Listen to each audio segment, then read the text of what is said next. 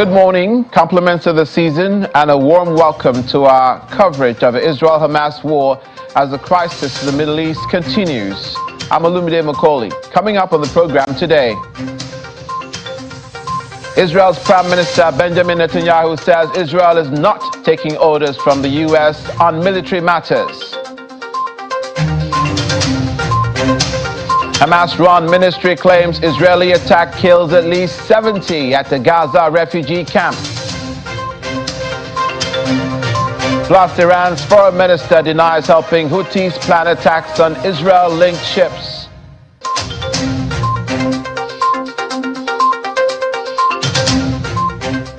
All that and more in the course of today's broadcast. Let's begin with the Israeli Prime Minister Benjamin Netanyahu, who has dismissed reports that the United States had convinced it not expand its military activity.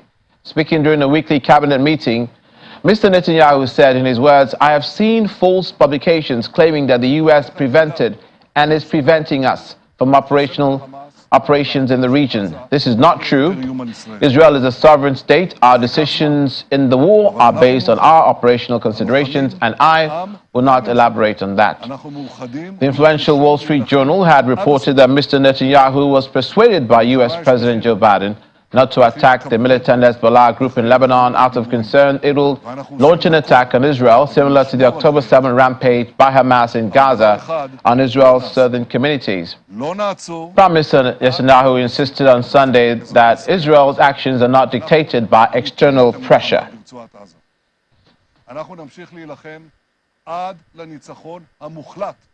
Furthermore, the Israeli Prime Minister is claiming that Israeli forces are going deeper into the Gaza Strip, adding that they will fight on until total victory over Hamas. Speaking via video statement on Sunday, he alluded to the publication of 15 soldiers' deaths over the weekend. Prime Minister Netanyahu said the war was exacting a heavy price, but all is being done to safeguard the warriors' lives. Now, Israel's Army Chief of Staff has visited Gaza battle sites as Israel fights to wrest full control of northern Gaza from Hamas.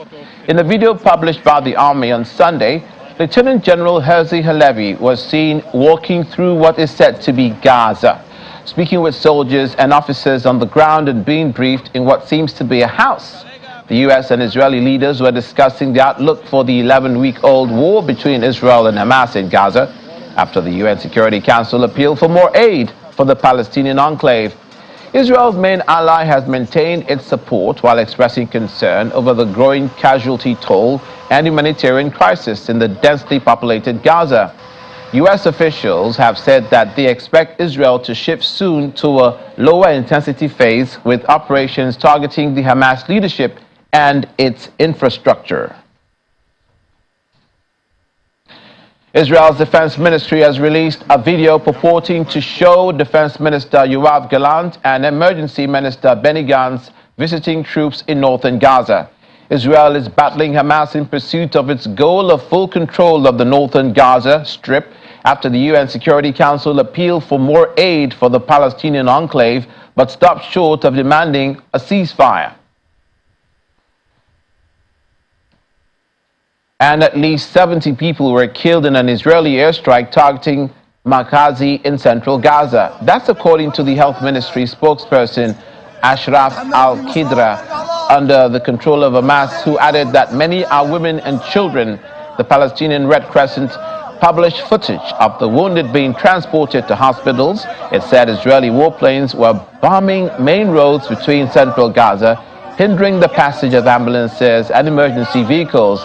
The location or the date when the footage was filmed have not yet been confirmed.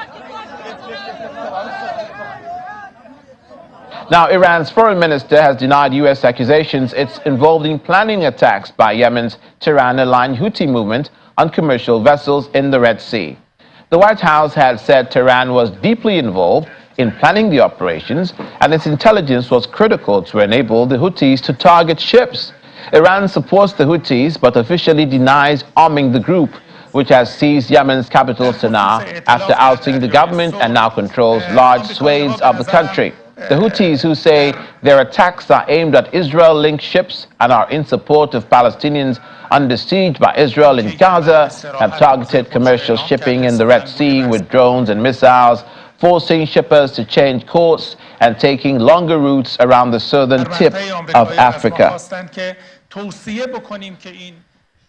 Meanwhile, an Israel-affiliated merchant vessel was struck by an unmanned aerial vehicle off India's west coast. This was affirmed by the British maritime security firm Ambre on Saturday, in the first such known attack so far away from the Red Sea since the Gaza war. The tanker, identified by the Indian Coast Guard as the MV Chem Pluto, was carrying crude oil from Saudi Arabia and had approximately 20 Indians on board. A fire on the Liberian flag tanker was extinguished without true casualties in the incident about 200 kilometers southwest of the Indian city of Veraval. There was some structural damage and the vessel took in a bit of water. The Indian Coast Guard says the tanker was being escorted to Mumbai after undergoing some repairs. And the Indian Coast Guard was seen escorting the Israel-affiliated merchant vessel that had been struck by an uncrewed aerial vehicle a day earlier. Local media citing officials said the two ships will reach Mumbai today. The ship had originally been headed towards the port of Mangalore in India's south. The hit on the vessel follows drone and missile attacks in the Red Sea by Iran-backed Houthis, who say they are supporting Palestinians under siege by Israel in the Gaza Strip. Elsewhere, the Israeli army released footage showing what it calls an operation to dismantle Hamas's northern underground headquarters in Gaza.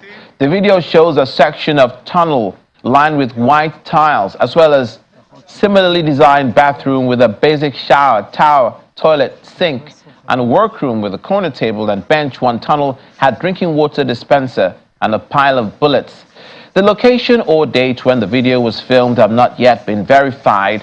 5 Israeli hostages killed in Hamas captivity were recovered from that underground tunnel network in the northern Gaza Strip on Sunday, according to the IDF.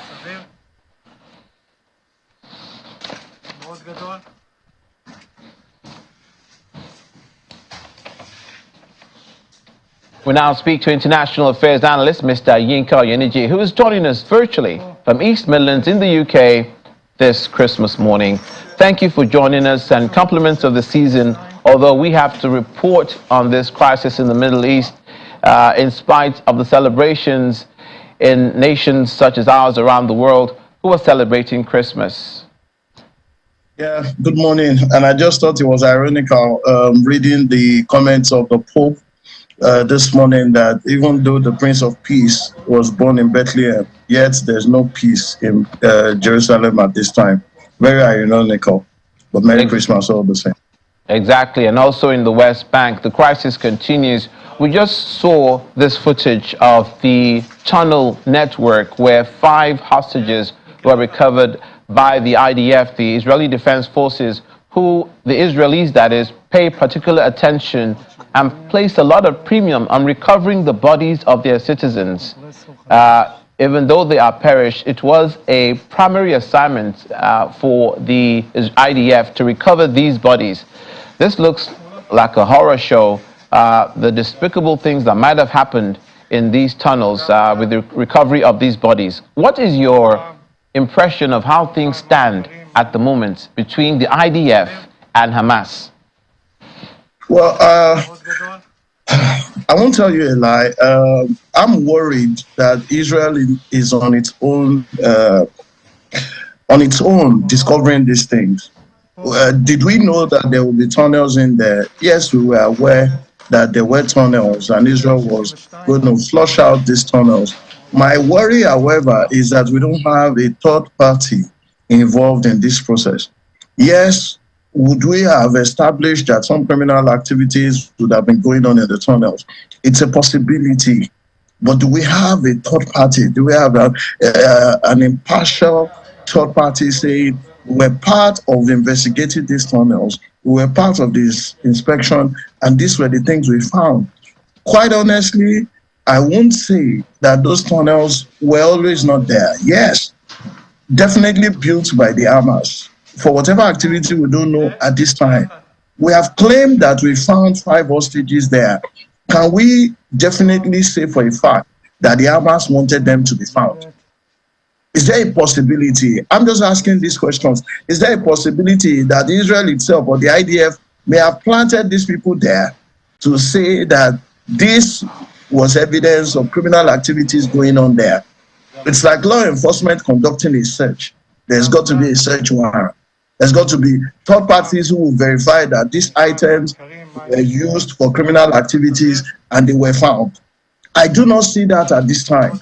And it's very unfortunate that the General Council or the Security Council of the United Nations is not bothered about being part of this so-called demilitarization that Israel is conducting in Gaza. Because for whatever it is worth, it always blames and counter blames and shifting blames. That's what I have read in the news. So the Hamas comes out with a figure of the number of casualties that cannot be verified. And then Israel comes and says, in the last 48 hours, we have lost 12 soldiers.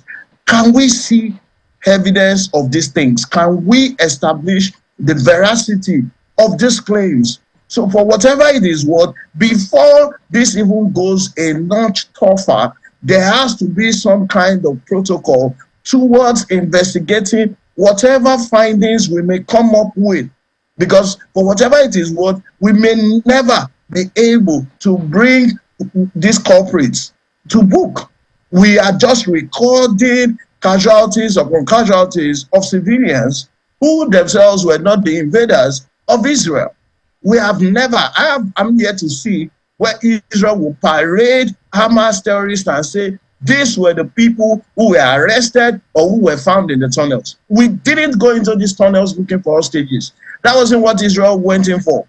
Israel went into these tunnels looking for Hamas terrorists, but we have not found one yet. However, there are different maneuverings saying that even some Palestinians will be released from jail. So these are the issues that we must be focused on as we continue to make our findings. Are they verifiable? Are they real time?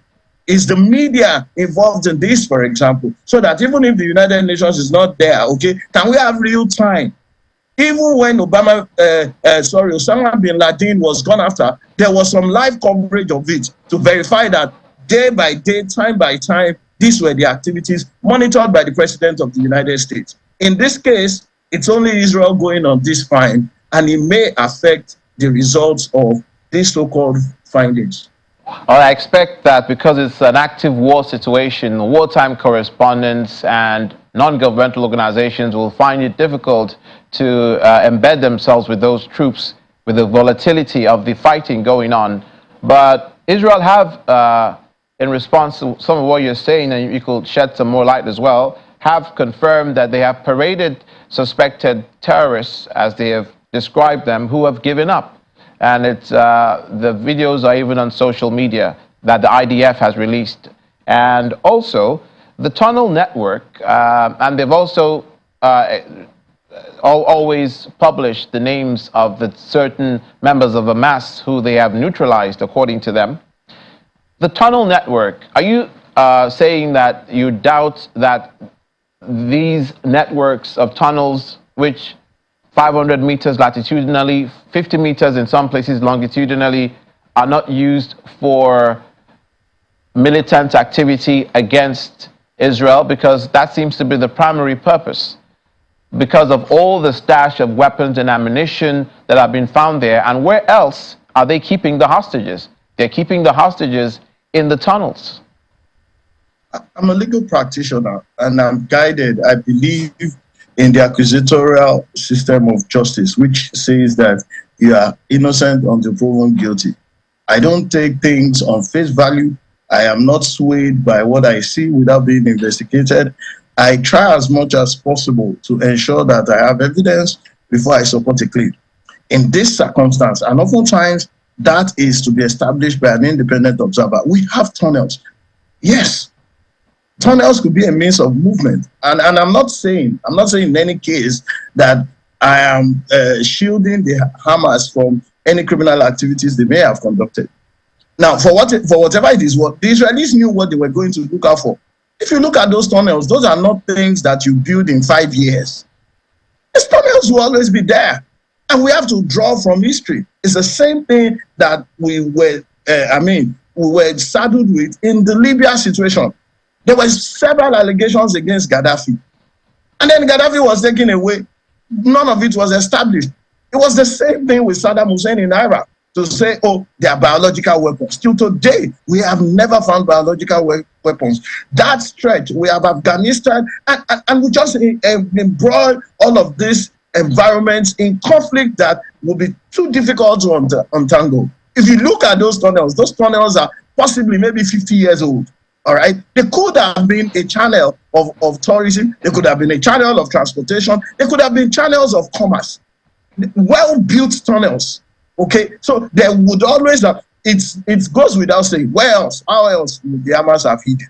I'm sorry, Mr. Oyeniji, sorry to jump in here, but did you say the tunnels could be for commerce and transportation? There's no indication of that. By the very videos that Hamas themselves have released videos themselves of their militants themselves wearing army fatigues, themselves on comms, on communications, and with their weapons in the tunnels.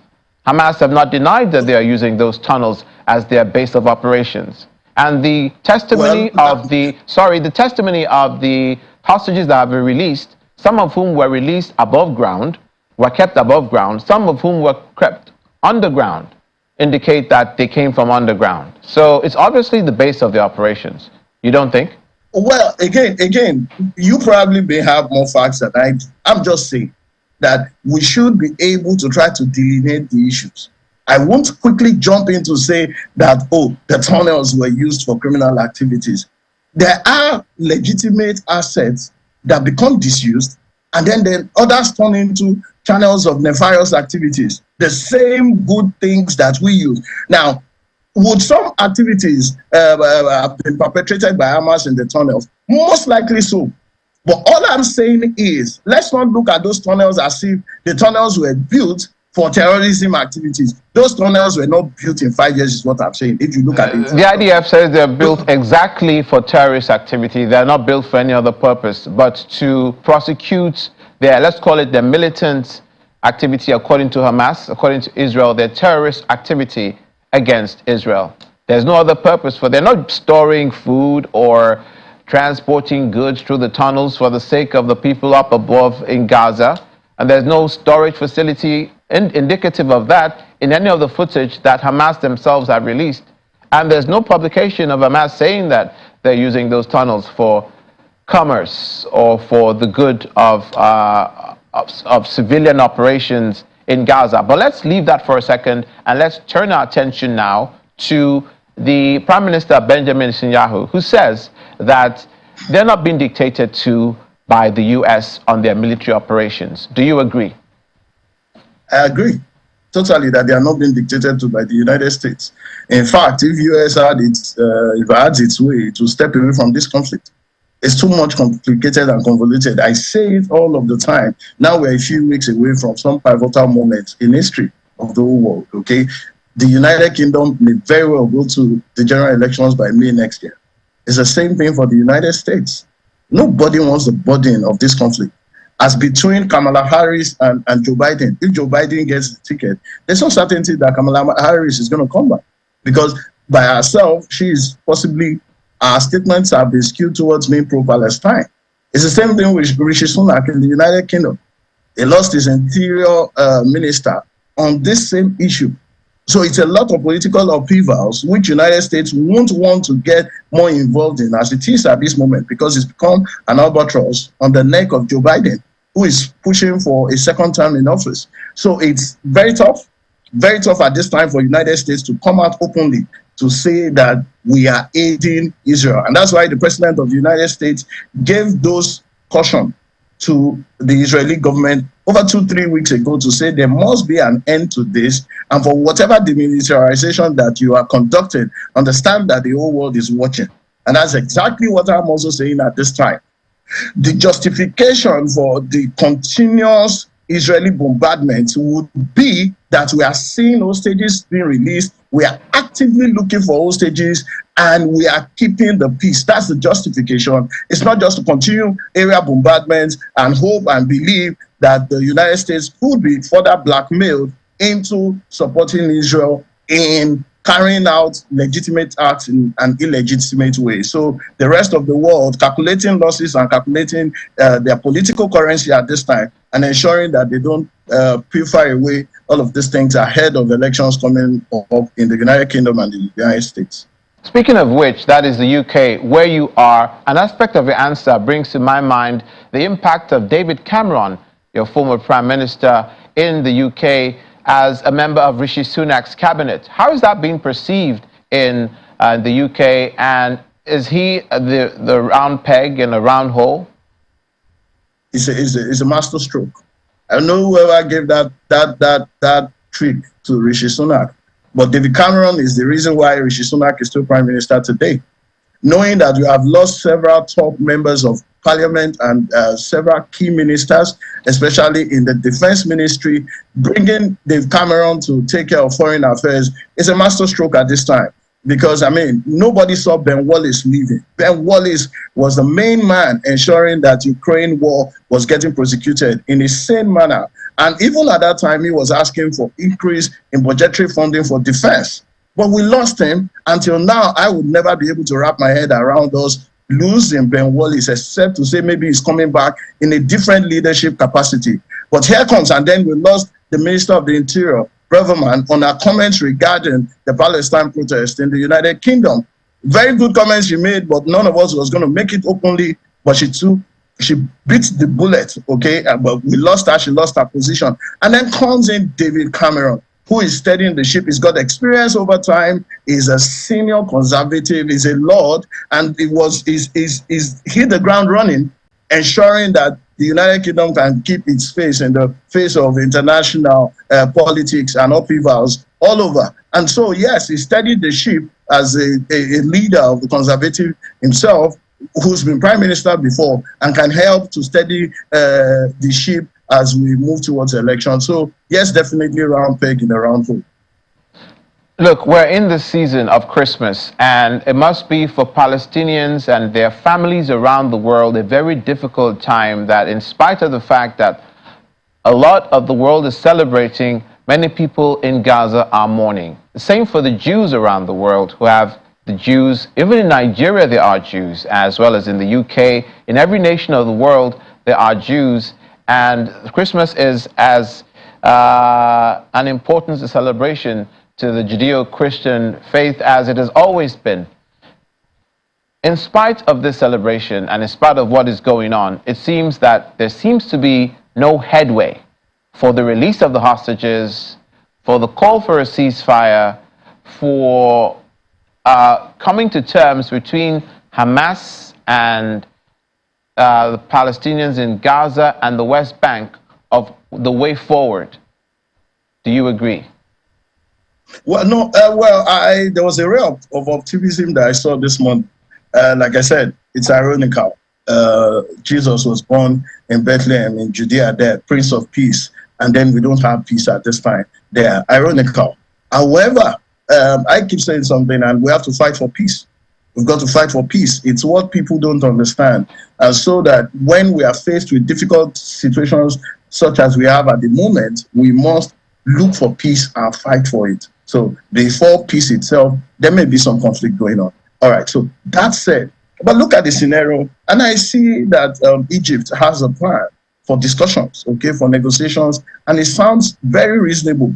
It ticks my boxes of being able to ascertain a plan to end the conflict in phases with key targets to be met. And that's how you begin to know an active plan that is achievable. It's like setting goals and ensuring they are achievable within a period of time, okay? Almost like SMART goals, okay? So for whatever it is, right now, Egypt is saying there must be weeks of ensuring continued humanitarian access to Gaza. And then, of course, this should be met with the release of hostages. So by that plan which Hamas itself says it's studying, that Israel already says is a potential lever towards negotiations. Looks like within maximum another 6 months, this will be done and over with, because it has key targets of release of hostages. I can tell you the truth that after the tunnels, there's nothing else Israel is going to find after the tunnels. But it brings to the table the key players.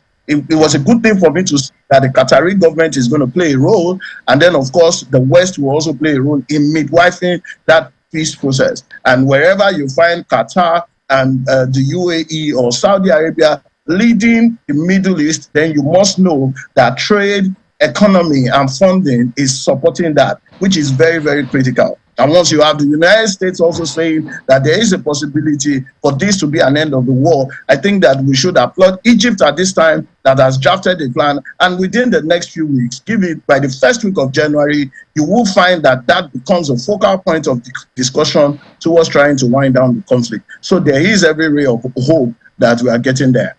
We hope that that ray of hope becomes one of reality. Thank you, Mr. Oyeniji. We can take it for granted that for those that believe in Santa Claus, he's not going to be riding his sleigh over Gaza or the conflict zones to drop any gifts this Christmas.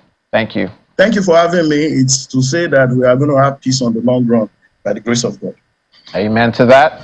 That is Mr. Yinka Oyeniji, International Affairs Analyst, to join us from East Midlands in the UK. Many thanks. Still ahead, shipping giant announces return to Red Sea following Houthi attacks. We'll have that story and more after the break. Please stay with us.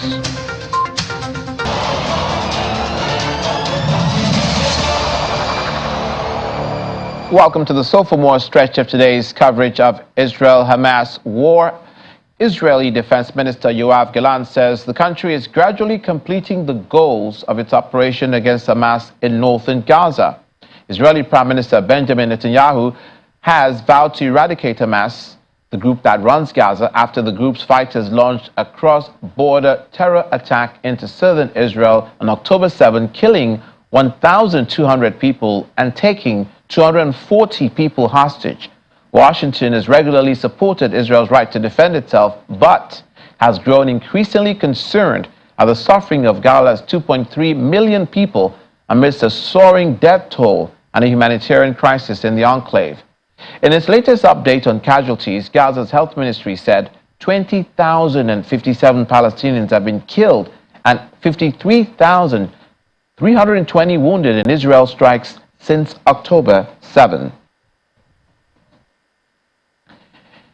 Now, the entire 2.3 million people population of Gaza is facing crisis levels of hunger. The risk of famine is increasing each day, according to a UN-backed body. The statement is contained in a report published last week. According to a report by the Integrated Food Security Phase Classification, IPC, the proportion of households in Gaza affected by high levels of acute food shortage is the largest ever recorded globally. Trucks bringing aid from Egypt have delivered some food, water, and medicine, but the United Nations says the quantity of food is just 10% of what is needed for the territory's inhabitants, most of whom have been displaced. Essentially, this report sort of confirms our worst fears in terms of the really, truly devastating situation which Gaza is experiencing right now. Pretty much all 2.2 million people are hungry, meaning that they are in crisis or worse food security situation. About 577,000, meaning more than 500,000 people, are already in catastrophic levels of hunger, meaning they're essentially starving.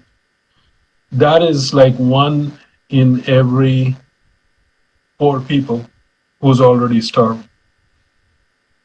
Just to put that in perspective in terms of the world, right now we have about 129,000 people who are in this type of catastrophic situations worldwide. And in Gaza alone, you have over 500,000 people, which is like 4 times more. And you know, what is really disturbing is not just the scale of this or the magnitude of this crisis, but also at the speed that it has happened.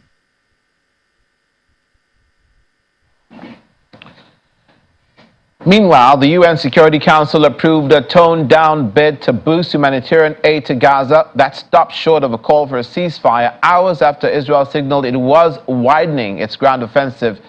The U.S., which is Israel's main ally and had threatened to veto the Security Council motion during days of wrangling, chose instead to abstain after language was changed on hostilities and monitoring aid, a move that let the vote go through.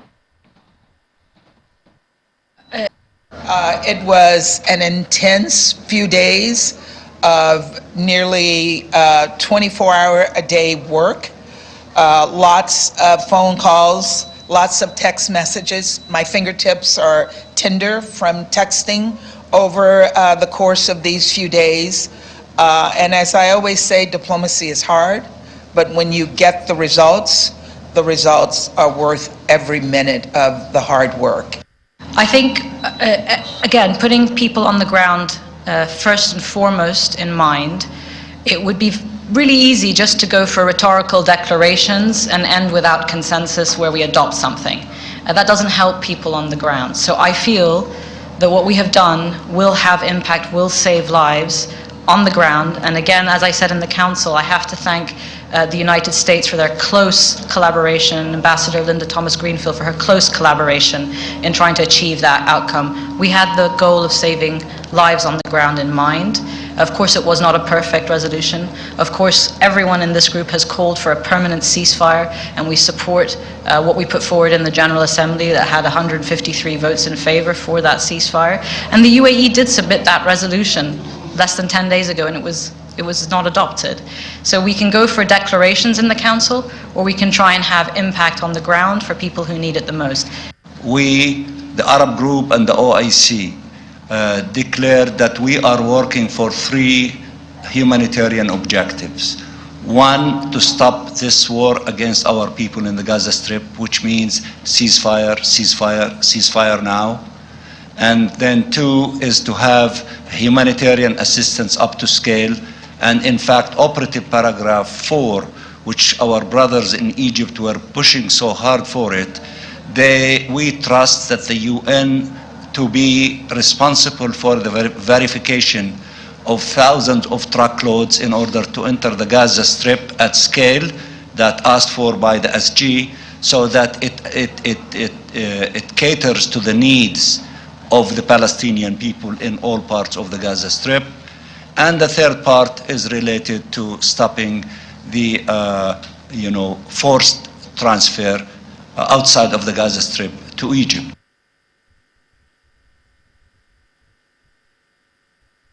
Operations in the Red Sea after suspending activity there following attacks by Iran-backed Houthi rebels on commercial vessels, that is. The Danish company announced on Sunday that it will resume shipments in the Red Sea and the Gulf of Aden following the establishment of a new U.S.-led security operation to safeguard the area.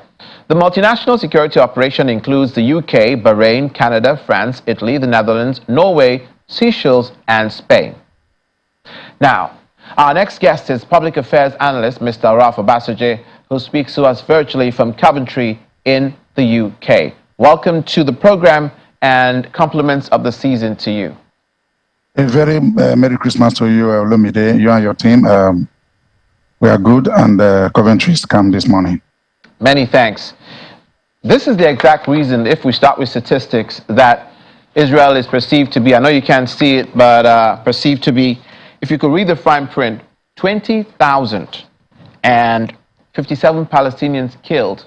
Compare that to the 1,400, give or take 100, in the October 7 attack, and the hostages that were killed so far, the numbers that have perished, 53,530 wounded Palestinians. Compare that to what is not often mentioned, but actually about 10,000, over 10,000 Israelis have been admitted to hospital injured from the October 7 attack till date. Over 10,000. 2.3 million Gazans facing acute hunger. Now, a peripheral or perfunctory look at this makes you say, okay, Israel is the bad guy. This is overreach. But appearances, can they be deceiving? You see, what we have always said each time we appear on this channel is to say, in as much as everyone condemned the October 7 event, the kidnapping and abduction of Israelis, including children and women, the scale of retaliation is very, very overboard, is highly overboard. So anybody that is trying to do statistics like you have just done, maybe it's just a quixotic person, because there is no way the statistics can ever match. Israel has the upper hand. They have the weapons of mass destruction. They have virtually obliterated the centers of Gaza. Rubbles, Gaza, you see all the buildings, high-rise buildings have been reduced to rubbles. So in terms of casualties, the 22,000 Palestinians have been killed so far, 53,000 wounded. You know, there is no way the statistics, the number of wounded or killed in Israel can ever be as much as a people that you have unleashed genocide on. So, which is why the civilized world, those who believe in humanity, have been calling for immediate ceasefire. But like I've always said, it is surprising that the world powers who are able to act very quickly in other situations have only been pretending to be talking, and there's no action. A lot of talk and there's no action. And of course, like what I just listened to that was aired just now, all the 3 resolutions by the United Nations have been ignored. The resolution 10 days ago for immediate ceasefire, which was the second resolution, has been ignored. So you ask yourself, why has the UN become a toothless bulldog? What is the relevance of the UN? Why are contributing nations paying dues, from taxpayers' monies, when the UN cannot fulfill one of the primary objectives for which it was established? It is a very sad episode that we are watching, and I look at the cat and mouse game between the United States and the civilized world. I mean, the kind of statement released by Joe Biden today, to me, is a very disappointing one.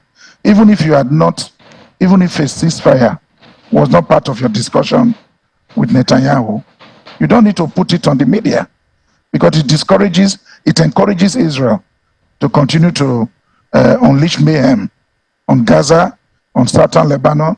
Even refugee camps in Gaza and Nablus have been targeted.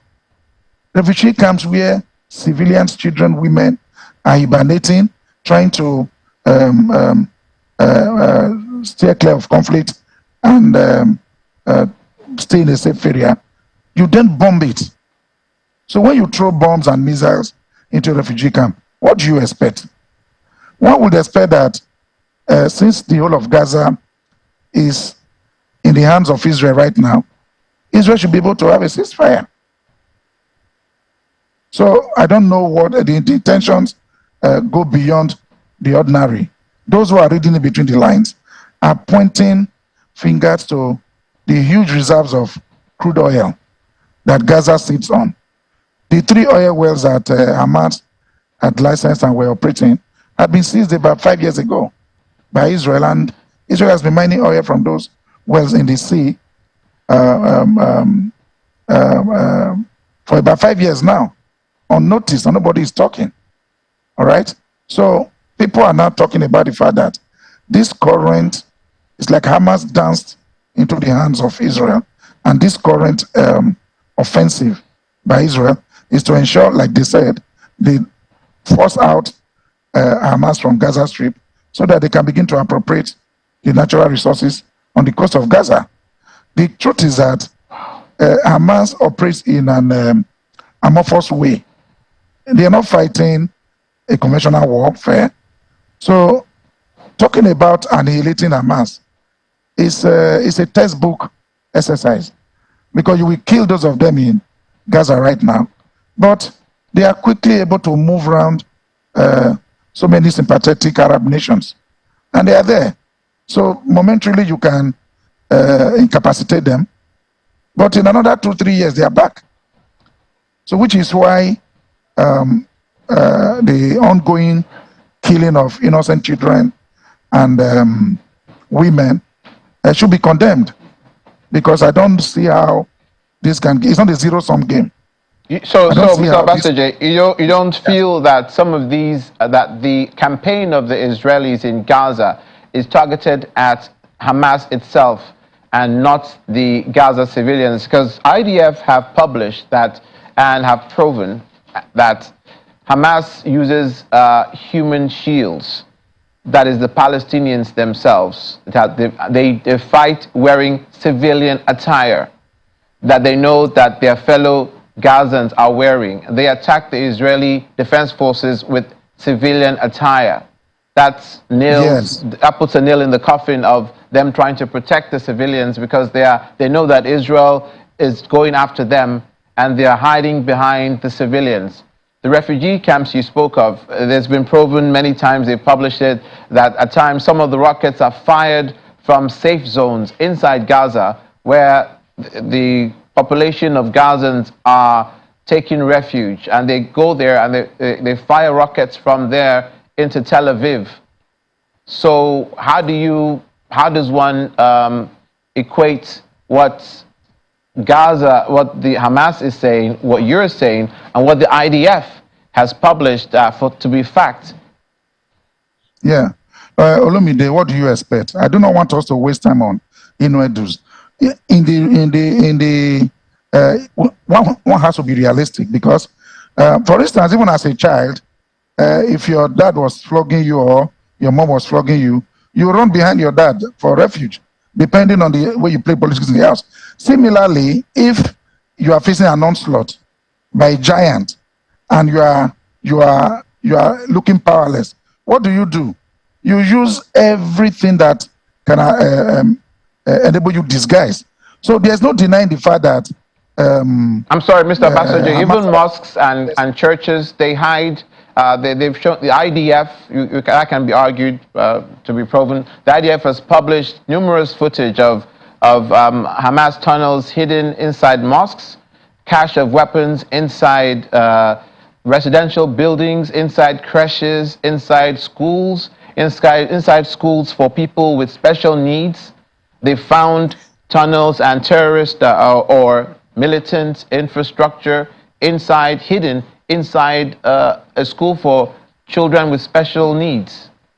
Yes, I have not denied that, Olumide. What I have said, just like the lawyers will say, the lawyer that was on before I came in had said there's a doctrine in law that says it is better for you to allow 1,000,000 guilty people to go free than kill one innocent soul.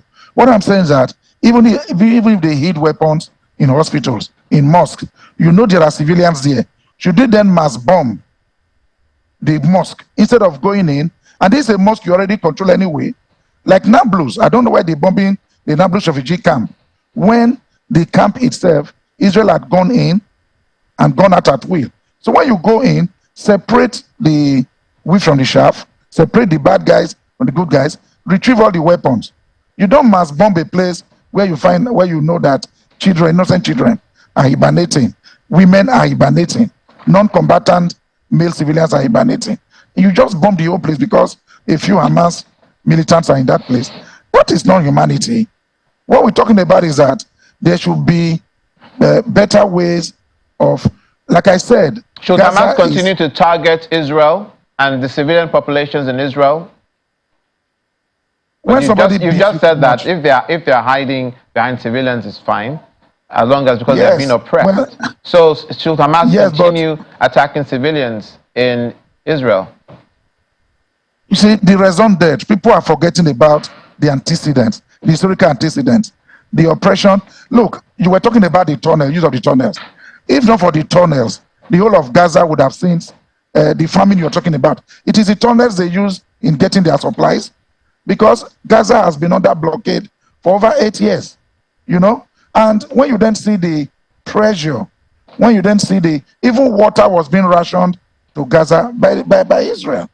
The means of survival, those basic necessities, what you call the basic necessities of life, were being denied them. And they had to bring out technology of the tunnel to try to get supplies through tunnel from various territories, Egypt, mainly from Egypt. That's where they get their essentials from. So what I'm saying is that when you then become serially oppressed since 1948, you feel that there's a siege. Like I told you, take an average Palestinian today who is 60 years old. He was born into war, and he was born into this kind of situation where they have to constantly move from one territory to the other because of the onslaught of the more powerful neighbor that they have. And when adults get to that, it becomes their whole DNA, it becomes their psychology, you know? And yes, sir. The world has to act to ensure equity. Like in 1948, if you had ensured establishment of 2 states, you dismantle a state that was run by Palestinians. The Palestinian mandate for the British territory of Palestine was one single territory. There was no talk of Jew, there was no talk of Palestine. They were all cohabiting, they were living together. And then you take a slice of that and say, this is a state of Israel, which was a good and welcome development. You could have also taken a conscious effort to ensure that a state of Palestine was also established. But that was in the conversation for the Oslo Accords. That was in the conversation. Yes. But we unfortunately ran out of time, Mr. Bassigi. We just have to leave it. We'll have to leave it there. Obviously, this is a situation. This is another. This is another conflict. Obviously, just like the Russia-Ukraine war, you can't just watch and hear the news of what's happening between Russia and Ukraine, or Israel and Hamas, and come to a decision that is right or wrong based on a perfunctory glance. You have to do a little more digging to come to a proper assessment. But we thank you, and we wish you a compliment. Merry Christmas. Mr. Ralph Obasanjo is a public affairs analyst speaking to us virtually from Coventry in the UK. Many thanks. Thank you very much.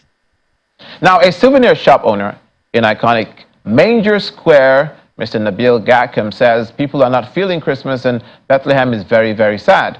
Under the shadow of the war in Gaza, which entered its 3rd month, Jesus' birthplace is empty amidst Christmas season, leaving businesses struggling to keep their doors open. Church of the Nativity in Bethlehem is one of the icons of the Christian world. It's the place where Christians believe Jesus was born. It's a major destination as well for tourists and pilgrims from around the world. The tourism industry is vital to the Palestinian economy, but due to the war in Gaza, hardly any tourists arrived, and without them, there is no business. But Nabil says it's not his business, loss is on his mind. This year, there is no Christmas tree in the Manger Square, no traditional festive parade with colorful decorations and cheerful music. There's just an art installation symbolizing the war in Gaza displayed near the church. Meanwhile, wounded children and adults were rushed to hospital in Khan Yunis as Israel's bombardment and siege of Gaza continued. On Christmas Eve, medics tended 4 young children crammed together on one bed in the Nasir hospital. Israel has been under intensifying pressure in recent weeks from its closest ally, the United States, to scale down its military campaign and reduce civilian casualties. The Israeli military has expressed regret for civilian deaths, but blames Hamas for operating in densely populated areas or using civilians as human shields, an allegation the group denies. Finally, Pope Francis expressed sadness that the message of Jesus' birth is being rejected by war as he began Christmas celebrations in the Vatican. The 87-year-old pontiff was speaking during a Christmas Eve midnight mass at St. Peter's Basilica, with heavy fighting between Israel and Hamas in Gaza. Christmas celebrations have been effectively cancelled in Bethlehem, located in the Israeli-occupied West Bank. The Pope, who's repeatedly called for a ceasefire, stressed that the birth of Jesus offers a stark contrast to the power of the world and the desire for might, fame, and glory. The Pope's celebration of midnight mass was attended by an estimated 6,500 inside St. Peter's Basilica, along with carnivals, that is, cardinals, bishops, and priests. Many thanks for watching this morning's coverage of Israel-Hamas war as the crisis continues. Stay with Channels Television for all the news. Do have a Merry Christmas and compliments of the season. I'm Olumide McCall.